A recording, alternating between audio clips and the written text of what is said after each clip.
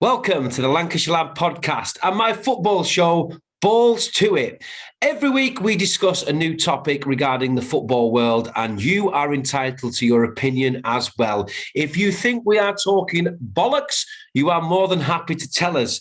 Leave your comments below, keep them nice though, and of course interact with the team. We want to hear your opinion. Thank you very much for subscribing and we'll see you soon.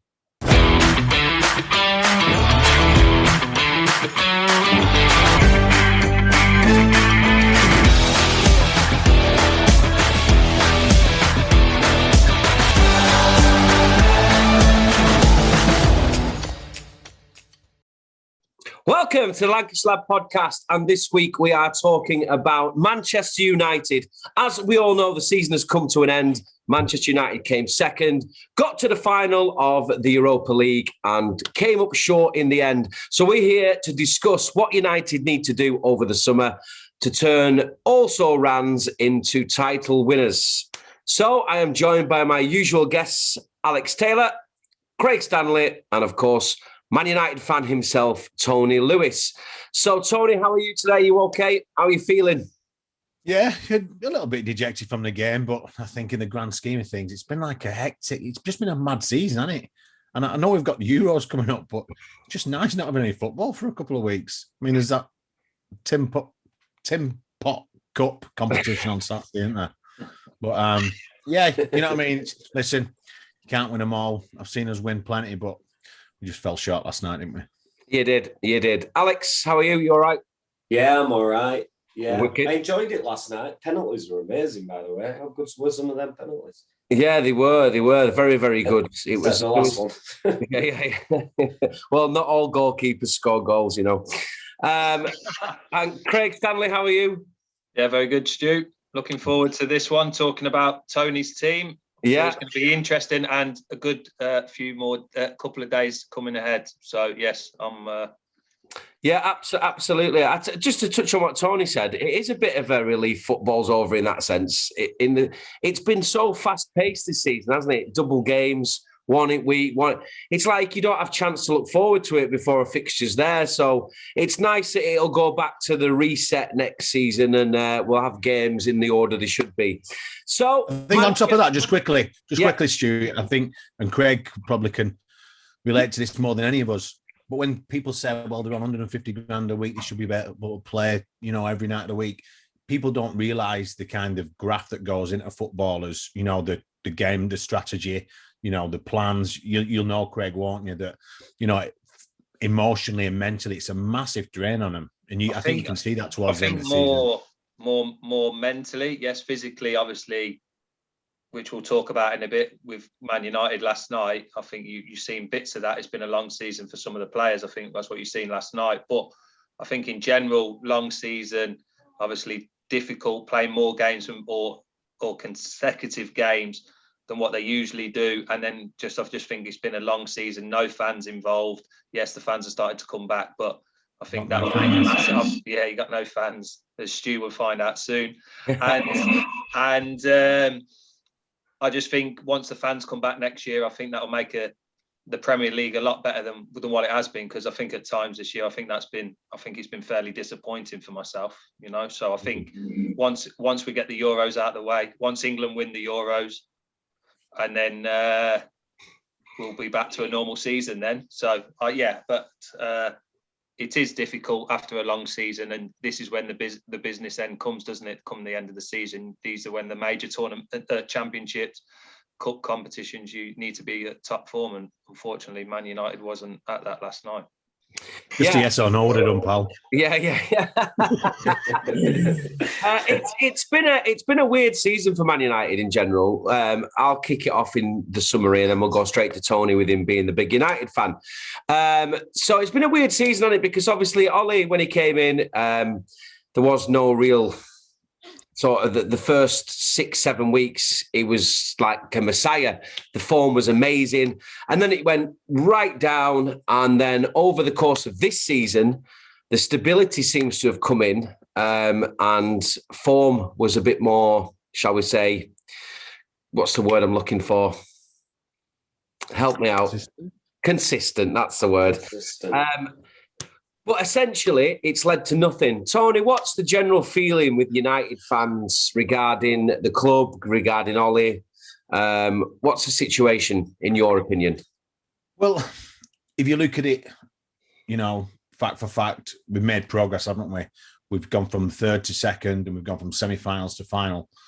But is that good enough for Man United? Well, for me, I'm a realist, so I appreciate that, through the years we've been spoiled as a United fan, and that's also generated and bred complacency and ego. And, I don't particularly like United fans, so it doesn't, it sounds bizarre, but, we can be a strange breed. I think that Ollie yesterday probably found out a little bit, but that starting 11, everybody was buzzing with that. Obviously, the absence of Maguire was pivotal. I think you saw that from their goal. Lindelof, not good enough. Bailly, injury prone.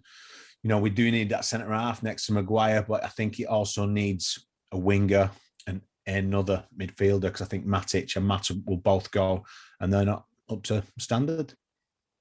Okay, Craig, what do you think about Ollie Solskjaer and where United are at the minute? Like Tony said, for them in the past, seconds not good enough. At the minute, I think that's probably the best they can do. Maybe they achieve second, because when you look at Chelsea, Liverpool probably didn't perform as well as they could have this year as well, especially Liverpool. You would imagine after the season before, Liverpool would have finished second, and all the talk before the season was about Liverpool and Man City. So for Man United to finish second, I think it's been a great achievement. But as it showed last night, I think there were a few players short, especially in the defensive area. I think midfield is a massive area, and even maybe Harry Kane, which we spoke about before, maybe could make the massive difference. But I just think last night, especially the big game players, didn't turn up.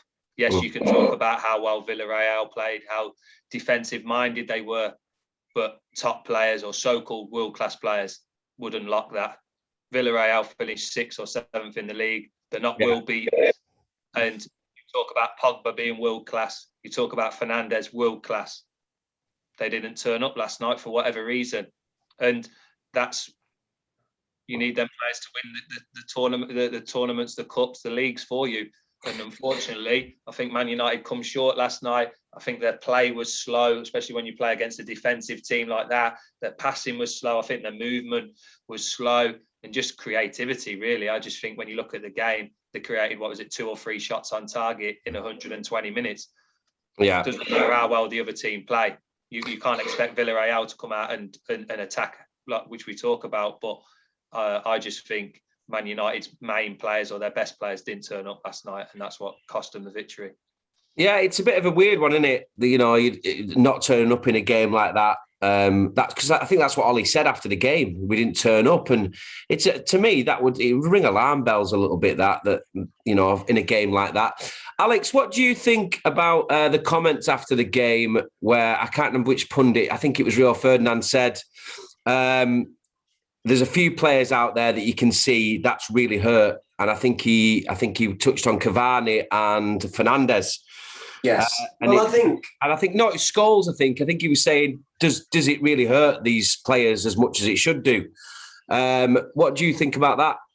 Yeah, well, I think I saw Fernandes' reaction. He was devastated. I saw his reaction in training prior to the final. Did you see that Fred and Tellez were mucking about, and he told them to stop mucking about and get training? But I saw straight away yesterday at start again, they looked lacklustre, did United, from start. I think everybody bars Scotty McTominay. I thought Scotty Mac was outstanding last night. Very good, very good. Well, I mean, when they kicked off, you kind of knew that it weren't going to just go United's way, you know what I mean? And I think looking at United, I think Solskjaer's done quite well in his terms so far. I think with what he's had to deal with, the players he's got, I think he needs around 3 players in. I think the striker's a must. I think the central defender to go with Harry Maguire. I know they've signed a keeper today as well. They've signed Tom Heaton, haven't they? Have you signed Tom Heaton? Yeah, they've signed him today on a free from Villa, and that's not a bad signing. Well, he started off at United. Yeah, he did. I didn't have a clue about that. And he's actually said today as well, he's not there as cover. He's going for the number 1 jersey. So he's going to try and take him off. Would he replace De Gea? Who knows? But after last night's performance, definitely he could, in my opinion. Yeah. But I think De Gea's looking like I think De Gea knows he's going. De Gea looks like someone who's already left to me. That's the impression I get. Well, yeah, going back I don't like criticising players, sorry. But when you look at De Gea's stats for saving penalties, and I listened to Talk Sport this morning, and they were talking about it, and just basically they would know. Solskjaer, the goalkeeping coach, would know his stats. He doesn't save penalties. He ain't saved a penalty since 2016. Let 35 penalties in, and then was Solskjaer a big enough manager or big enough person to bring him off? He brought players on to take penalties. Yeah. Why can't you take the goalie off to save them? And that's proven that. And as TalkSport said, a big manager, Mourinho, a Klopp, a Guardiola. Van Gaal did it in the World Cup, didn't he? Brought Tim Krul on, wasn't it? Starry tried. Made a massive difference. And the thing is, if it didn't work and you bring Dean Henderson on, if they would have lost on penalties, he would have just said, well, I thought he was the best option to save him. That's all. That's it. But for me, they'd know the stats. David De Gea looked like a young boy in goals last night with the penalties, and just it looked like when you play with your kids. It looked like Peter Shilton against West Germany in 1990. Yeah. You sort of like fall over the ball, don't you? So your little girl or your little boy scores. Yeah, that's how it looked. And I don't like criticising players because De Gea's been a fantastic goalie, but I just think Ollie made a big mistake not changing and trying to bring someone else in. Okay, so let's nip round the room then. What would we like or not? What would you think is the answer for United to bring in players? So obviously we've touched on a striker, but I don't know where that lays now. Cavani signed a new contract. We need a new striker, a wide player, a centre back, and what did you say, Tony? Well, so the play. Do you know bizarrely? And I know that we fanboy a certain player on here who's the Writers' Player of the Year, Ruben Diaz. Do you know who Ruben Diaz replaced at Benfica? Yes, Lindelof. Yeah. So that's like the strange irony in that. Because he has been. We've run out of superlatives about him on this pod, but I think that you go for a centre half, and people always compare to United legends. We need somebody like Roy Keane. How many Roy Keanes are there? There's not many, is there? And I know that Fred's got his knockers. I think great knockers. I know that I quite like him because I think that when he does the job that he's told to do, he does it well. He breaks up play. Is he good enough though, Tony? Is he good enough for Man United? Is he good enough to win the Champions League for you as a holding midfielder? You know what I mean? I think that if he went to City, and I don't like the comparisons because City are like, but leagues above us at the moment because they've got 2 players for every position easily. You see last night, Ollie started strong but didn't have enough resources on the bench to bring off. I know there's Martial injured, so he'd take that Maguire out. But still, on his form before he got injured, he's been absolutely minging this year. I think maybe it's time to cut our losses on him. And I've been a big, I've championed Tony Marshall for quite some time since he come onto the scene. He's like been season on, season off. But maybe, we speak about the goalkeeper situation. I think even though we all think that City are going to go for Kane, De Gea, Tony Marshall, and Jesse Lingard to Spurs and a bit of cash, and we get Harry Kane. Yeah, it's not a big shout, is it? No, I think that's going to be one of the things. You're probably going to have to get rid of players, aren't you, to bring players in as well. I think for financial. You can have Phil Jones as well. It's a crazy one. I mean, who you think centre back wise, then Tony and Craig and Alex, all of you all give your answers. Who is it? Is it sort of maybe one of them seasons where it's worth bringing in an oldish experienced centre back along the lines of Sergio Ramos, who could possibly... because I think we've got that. I think we've got that in Maguire. Maguire's got a good head on him. He's a good organiser. He's proved in his absence how strong he's been for us. So who would you like then? Somebody with pace. He's got to have pace. I'd have John Stones from City. I said right at the beginning of the season, when Stones was surplus to requirements, it seemed I'd have him at United because they're a good foil for each other. But he's come on. He's never going to leave City for United. Laporta there, if he's looking for a move and he just wants to come over the road, to a big club, then I'd have that. What about there's no. Yeah, he's my shout. Yeah, I think from Madrid. Yeah, he's quick. But no, he's just a tough one, isn't it? There's, for all you want to improve your squad, there's not many players out there who you think, yeah, we'll have him. For me, it's Sancho because we're desperate for some width, but we've then got to play with wingers and at pace. And I think as well, and I don't like knocking Rashford because of, all his achievements off the field, and that this kind of comes into the, can we slag him? And, it's been horrible, the racist abuse. Let's just knock that on the head for a start. If he performs badly, It's got nothing to do with the colour of his skin. You know what I mean? And then people are absolute imbeciles, but we don't go into that. But I think this year, even though he's hit targets, and I think his form's been poor. So there's room for improvement. But I don't think he's been fit either. I think he's been playing with a couple of niggles. So I would go Sancho, I'd go Declan Rice, and a centre half. Who that is, I don't know. And I think that's more key than the centre forward. Right. No, that's fair point. Fair point. Craig, as Tony just said, Jaden Sancho. Now, he is absolute red-hot favourite to join Man United. Apparently, the rumours are that he's the main target of this summer. What will he bring that United need? And do you think it's a good move for United to get him? Yeah, definitely. I wouldn't say he's a world-class player yet, but I think there's potential there for him to be. He plays obviously in one of the biggest teams in Europe and he's performing very well. I think if he comes to United, he gives United a bit of something different. He can beat players, he can create. He's got that pace to obviously hurt teams.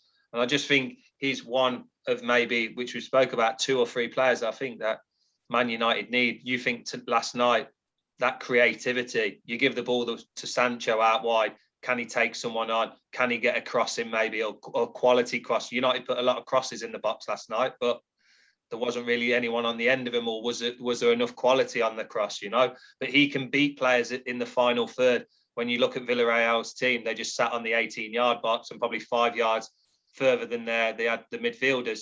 So you need someone to do something, especially in them games. And Sancho would have been a perfect foil for that. But I think he'll be a massive addition to Man United, but which we've talked about before. I think the spine of the team, that's where United need to be more solid. I think Harry Maguire is a massive miss. He has his critics, but I don't get why he has his critics, to be honest. Maybe the price tag, maybe because obviously he's in England, he plays for England as well. He gets a bit more probably critics than what he should do. But he showed last night, I think that ball comes into the box, Harry Maguire clears it. Luke Shaw lets the man come across him. And Lindelof's not aware of what's happening, and that's how they score the goal. And that's the difference in these games. But I think centre-half-wise, which is difficult to know, I think the lad from Juventus, is it De Ligt, who they maybe could try and sign? I think he's a world-class centre-half. You're going to have to pay serious money to try and get him to come to Man United. And then midfield-wise, I like Scott McTominay. I think he's improving massively. But I just feel with Fred and the way Man United have played over the years, they need a ball-playing centre midfielder, and I think unfortunately at the minute they haven't got that. So I think centre half, a midfielder, maybe the goalkeeping situation. But I like Henderson, so I think you should give him at least another 1 or 2 seasons, and then, like Tony said, I don't think the striker. Yes, Cavani can do another season, but in the long run, I think Harry Kane will be the better option. What about Ben White from Brighton? Yeah, good, very good. Well, he was rumoured to join Liverpool this summer, but we've gone after the lad from Leipzig now. But there are rumours that Ben White, I think he's favourite to join Barcelona. Crazy, isn't it? Crazy. But I just think the spine of the team, Man United, need to improve. I think when you look last night, if they could have had a better ball playing centre midfielder, I think that could have made a massive difference. yeah.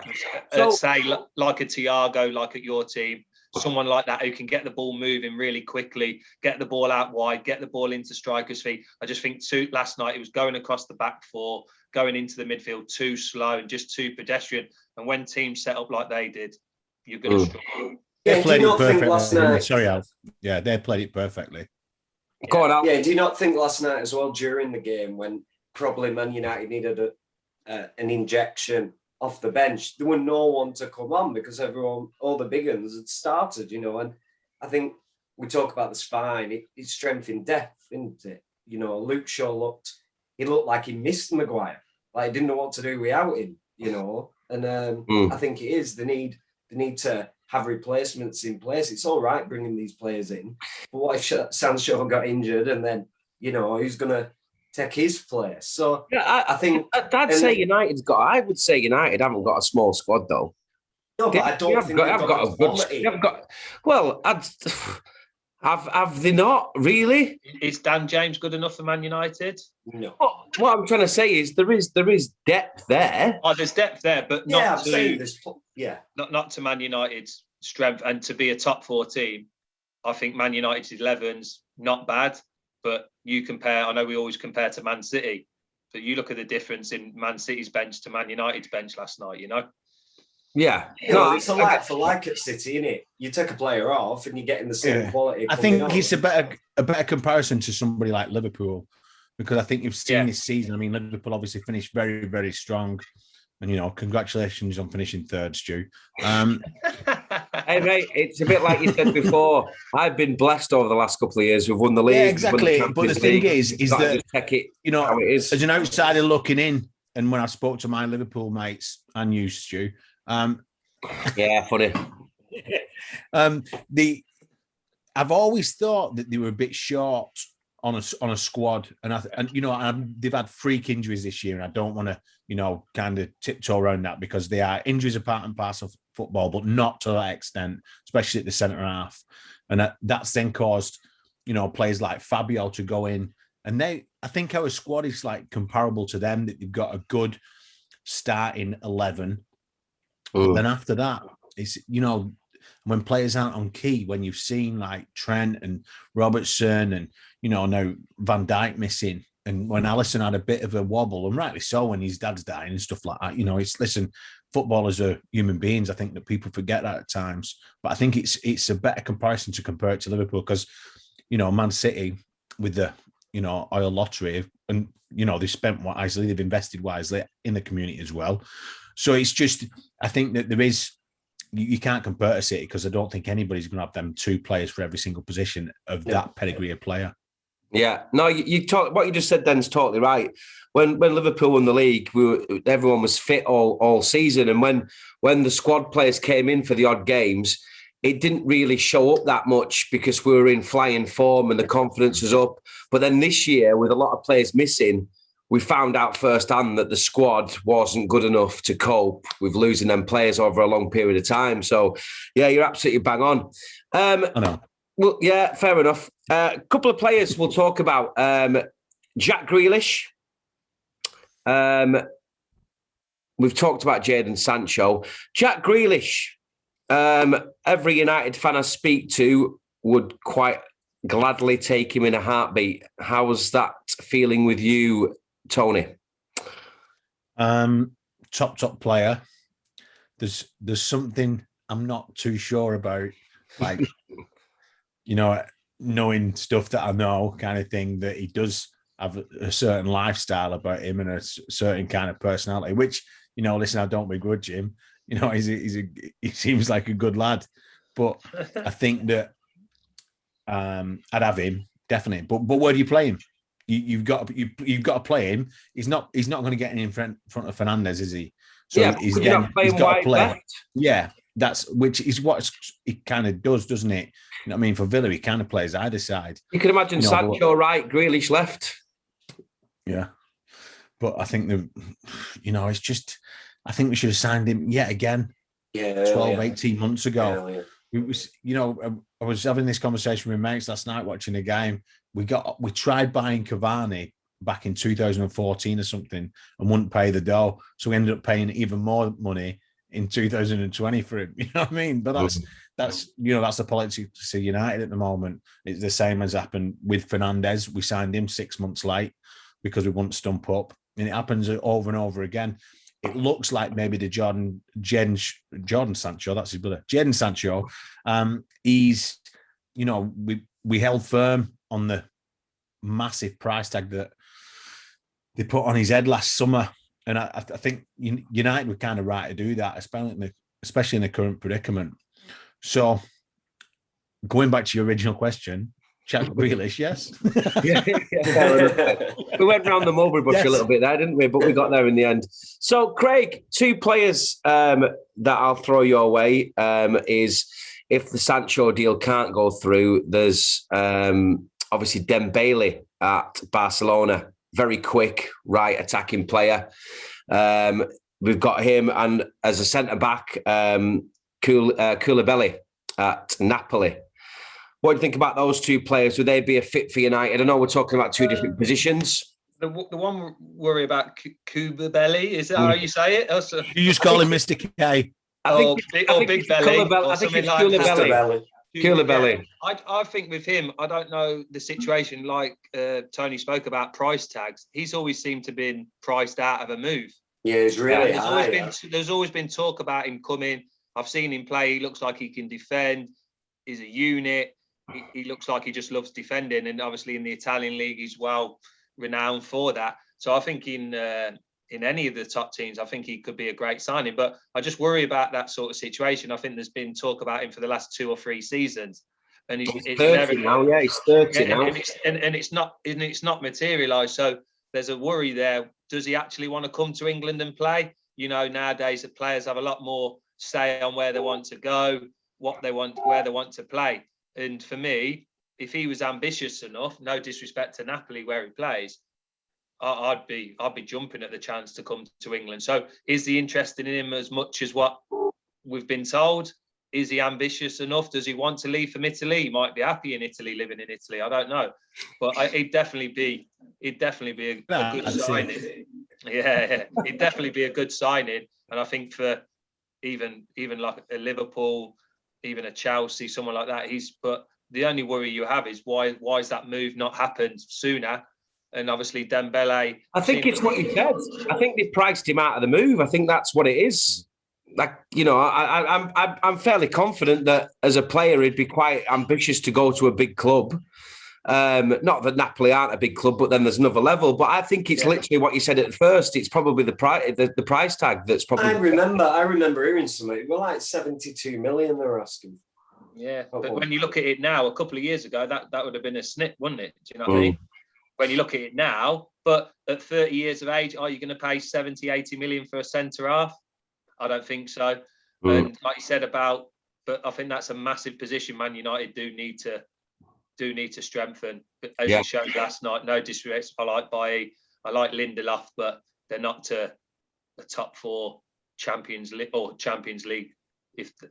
team for me. I think they're good defenders, but I just don't think they're good enough for Man United. And they're not. They're not. Simple as that, really. We're talking about Man United, one of the biggest football clubs in the world. So I think expectations have lowered I think the expectations have lowered too low with players. Like Tony said about Fred before, I can't grasp that because I obviously know he's played well, but for me, it's Man United. Do you think? Here's a question, though, Stu, as a Liverpool fan. Do you think United still got the same pull as it has? Same pull. I would say yes. Now you've got Champions League football. I'd say yes. You're Man United. You've got the stadium, you've got the statue, you've got the history, you've got the money if they want to spend it, and it's just a case of one marquee signing could literally light the torch paper again and things like that. I think United are acting like a small club when they're not. They're a big club. But I think the way they conduct themselves in the transfer market and how they do things, how they've done things the last couple of years, I think they've not acted with the stature that they're at. So that's just my opinion. Yeah, but I think as well, like any transfer United they need to get the ball running straight away. Like, they can't bring a player in and give him a season really, to bed in. And I think at the moment, there's a bit of a manager turnaround going on in Europe, and Zidane's gone. I've heard Pirlo's going in the next 20. Pochettino's talking with Tottenham. Yeah, Conte's gone. So there's going to be a lot of movement. I think there's going to be a lot of players. So, would you have Craig Lukaku Stanley's back? taking over at Markham? Oh wow! Would you have Lukaku back? If they don't win at the weekend, yeah. Right, guys. So I'll just quickly go around. Ask Tony that question. Yes, yeah. Would you have Lukaku back? No, because I liked him as a forward, but he's such a minging, but he'd bag if you put that. But we didn't play that system, and that's what I'm saying now. If we're kind of getting wingers in, and we get a forward in to complement that wing play, then you need to play that tactic, surely. Yeah. Am I right, Craig? Yeah, well, like anything, if you're getting someone out wide, getting crosses into the box, no disrespect to Cavani. Cavani's not bad in the air, but he's not a typical number 9. Lukaku, I think, a very good striker, but I think he's had his chance at Man United. I think that's me. Yeah. But I think the Italian game suits him as well because of the pace of the game. Is very slow first 2/3, and then it's zipped around in the final third. I think that suits him. So, I did rate him as a forward, but I think, like you said, which we spoke about last week, if they can get Harry Kane, he can suit whatever way you want to play.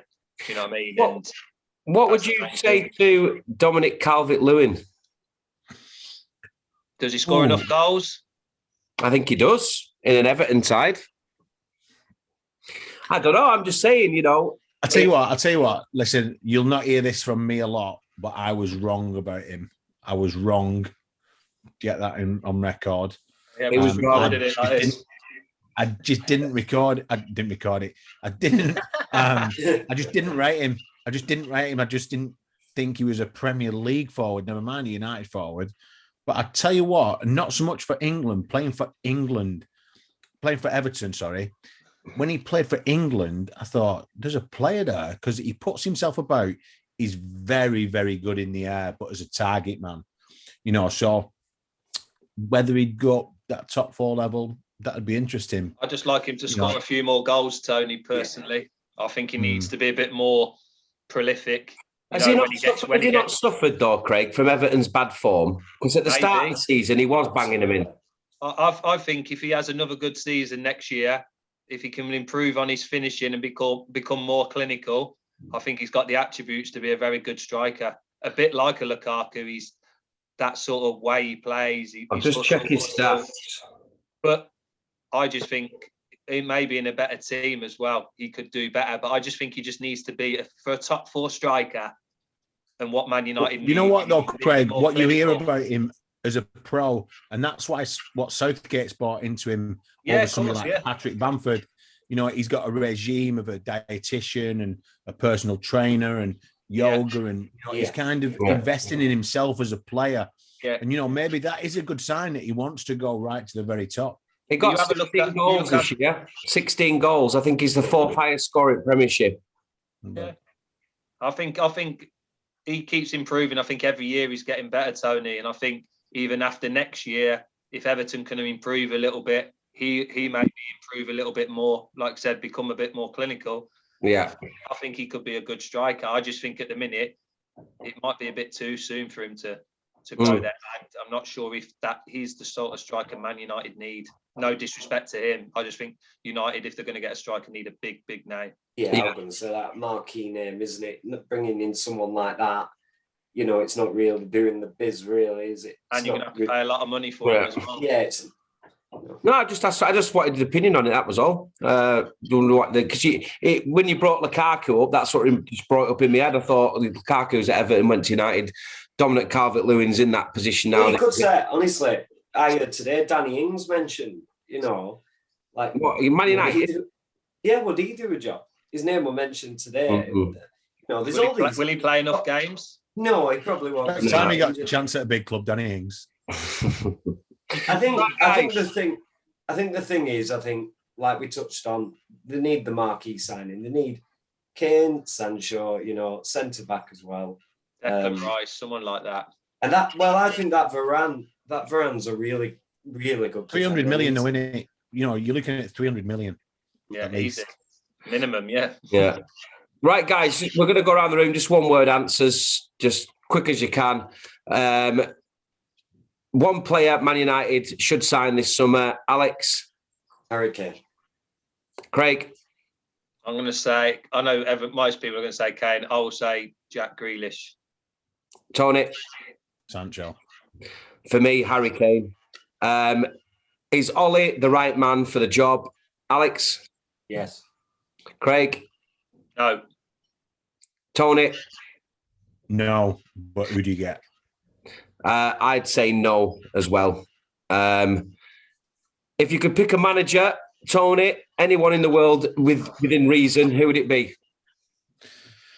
No, it's annoying because the best two managers, in my opinion, are like, the other end of the East Lancs. One's Klopp, who gets, it took him 3 years there, didn't it?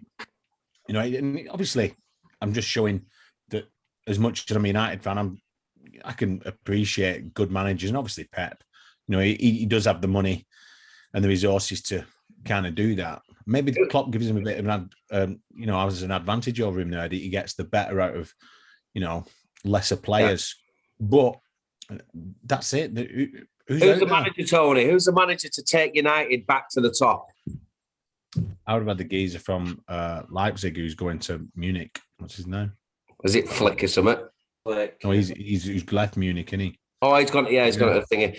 I'll come back to you, Tony. Have a think, but you said you'd like him. Alex, who's the man to bring the things back to United, the glory days? Honestly, I think the same as him. Like, who? Do you want me to come back to you? Well, I'd bring Fergie back, mate. Give him a Julian Nagelsmann. Yeah, that's it. Yeah. Craig? Apart from the obvious, which Tony mentioned, someone like Simeone, Allegri. Horrible footballer, isn't it? Well, but gets results, though, Tony. Yeah. I'm just thinking about a bit further field instead of saying, yes, Guardiola, yes, Klopp, people like that. I just think someone, even a Conte, I know he gets critics, but he's gone. But someone like Madrid, that. He's Madrid bound, though, isn't he? He's going to Madrid. Is that what it is? Is it? So, but he's proven that he wins trophies. And I think that's what United need, whether it's pretty or not. Mourinho was meant to come in and win trophies.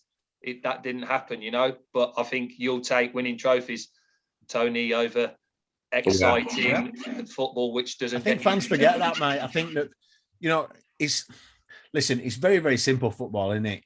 At the max, every year you can win 4 trophies. That's the maximum trophy you can win. And that means that even if you just talk the Premier League, there's, 16 teams there, if everybody wins 1 trophy, who don't win anything. So you lose a lot more than what you actually win. So you've got to remember that. I mean, City are a freak of nature at the moment, but they've invested well. Fair play to them. Liverpool for the last 3 seasons before that. So, there's projects going on. Whether Solskjaer can take it to the next level, I think that's the biggest question. I'll support him. I back him. I don't want him out, but I don't think he's got that in his locker. Yeah, I would agree with that. Craig, what you said, by the way, would be the one I'd say as well. Diego Simeone is an absolute winner. He demands the absolute maximum out of every player he has, and there'd be no place to hide for any players at Man United if he was there. So that's who I think as well. Did you notice that as well, that a number of the foreign leagues, new champions have emerged? Yeah, like Lille, and stuff. Yes. Rangers. Yeah. Like you've got a Rangers shirt on. Right, guys, thank you for talking to me this week. We've really rolled over. There's obviously a lot of work to do at Old Trafford because we've spent 10 parties. So we've got Liverpool next week then, Stu, or not? Well, I tell you what, let's pick it. Right, we can have a talk next week about. Why don't you ask the listeners, the viewers, what they want to chat about? Yeah, I think so. I think instead of us ask for next week. So you're asking me to ask the listeners what they want after? Yeah, fair enough. Yeah, we'll do that then. We'll do that. Thank you for watching another episode of Balls to It, the Lancashire Lad podcast. As usual, my somewhat annoying guests have been a treat once again. I will see them next week, as will you. But for me, please subscribe to the channel. Help me build my little dream. And we'll see you next week. Cheers, lads. Thank you very much. See you later. Thank you. We all live in a yellow submarine.